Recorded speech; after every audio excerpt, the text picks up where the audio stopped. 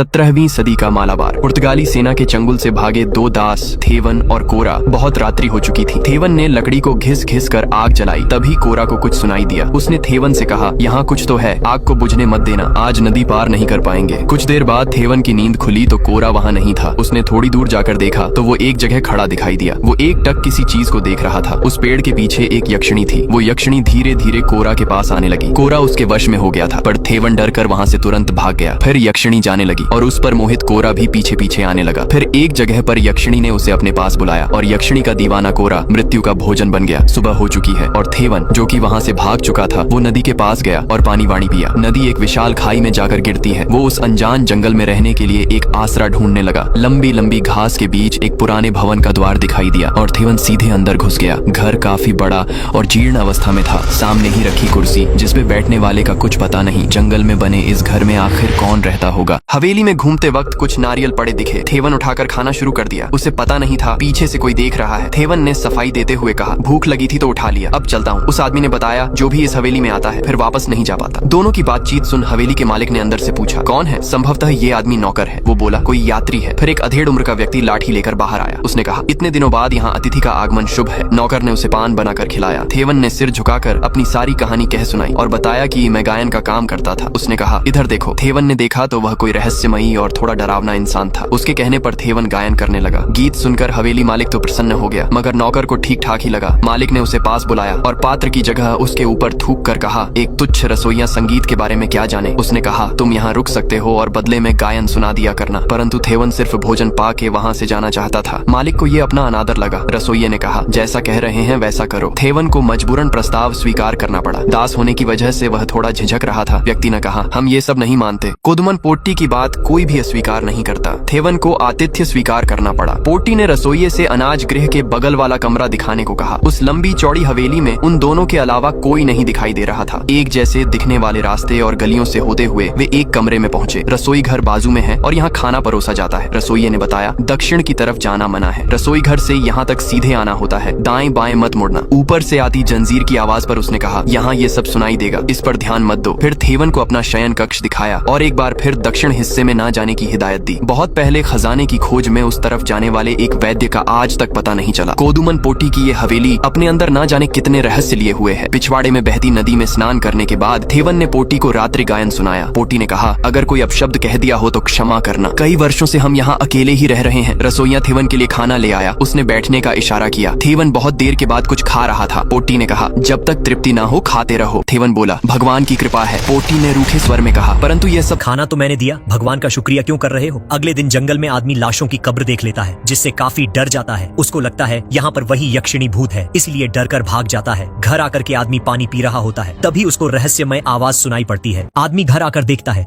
इस घर में कुछ तो गड़बड़ है। फिर वह रहस्यमयी कमरे की तरफ जाने लगता है। रहस्यमयी कमरे में एक अदृश्य शक्ति उसका पीछा कर रही होती है, जिससे घबराकर वह गिर जाता है। अदृश्य शक्ति उसकी तरफ लगातार बढ़ रही थी, जिसे डर कर वह यहाँ से भाग जाता है। अगले दिन आदमी उठता है। वह सुनता है कि घर में कोई अजीब सी आवाज आ रही है। बाहर जाकर जब वो देखता है तो हवेली का मालिक लूडो जैसा गेम खेल रहा होता है। मालिक पूछता है कि तुम इसे खेलना जानते हो? आदमी कहता है, हाँ, मैंने पहले इस खेल को खेला है। मालिक इसको गेम खेलने का ऑफर देता है और कहता है, बैठ जाओ, आओ खेलते हैं। गेम शुरू होने से पहले बताता है कि गेम खेलने के लिए तुम्हें इस पर कुछ लगाना होगा, जैसे धन, कीमती चीज या कोई वस्तु। आदमी कहता है, इन सब में मेरे पास तो कुछ भी नहीं है। फिर मालिक कहता है, तुम इस पर अपना समय लगा सकते हो। अगर तुम हारे तो जिंदगी भर यहाँ से नहीं जा सकते, और अगर तुम जीते तो यहाँ से जा सकते हो। जिससे आदमी डर के मना कर देता है। फिर मालिक उससे पासे मांगता है और चालाकी से पासे खेल पर गिराकर पहले चाल करवा देता है और कहता है, खेल का नियम है, शुरुआत हो गई तो खेलना ही पड़ता है। आदमी इसमें फंस जाता है। आदमी हवेली मालिक के जाल में फंस जाता है और डरते हुए लूडो जैसा गेम खेलने लगता है। धीरे धीरे गेम आगे बढ़ रहा था। आदमी मालिक से अच्छा खेल रहा था, लेकिन तभी मालिक बाजी मार लेता है और आदमी की सबसे मुख्य गोटी को काट देता है और फिर कहता है कि अगर 12 नंबर आ गया तो तुम इस गेम में हार जाओगे। जब मालिक चाल चलता है तो केवल 7 नंबर आते हैं, लेकिन अपने काले जादू से मालिक 1 नंबर वाले पासे को पलटकर 6 नंबर में बदल देता है और जोर जोर से हंसने लगता है। यह देखकर आदमी वहाँ से उठकर रसोई घर में चला जाता है और उस रसोइया के सामने मालिक की तारीफ करने लगता है। लगता है, जिसे सुनकर रसोइया कहता है, जैसा तुम उसको समझते हो वह वैसा नहीं है, वो बहुत कपटी और झल्लाद किस्म का आदमी है। आदमी रसोइया से ऐसा कहने के लिए मना करता है। फिर दिखाया जाता है यह आदमी मालिक के पास बैठकर खाना खा रहा होता है। तभी मालिक उससे पूछता है कि तुम्हें रसोइया से कोई दिक्कत तो नहीं है, और उसने मेरे बारे में तुमसे कुछ बुरा तो नहीं कहा? नहीं, मुझे कोई दिक्कत नहीं, और उसने कुछ नहीं कहा। तभी वहाँ रसोइया कमरे में आ जाता है। मालिक उसे कुछ कहता है। रसोइया बदले में मालिक की बेइज्जती आदमी के सामने कर देता है, जिससे हवेली मालिक नाराज हो जाता है।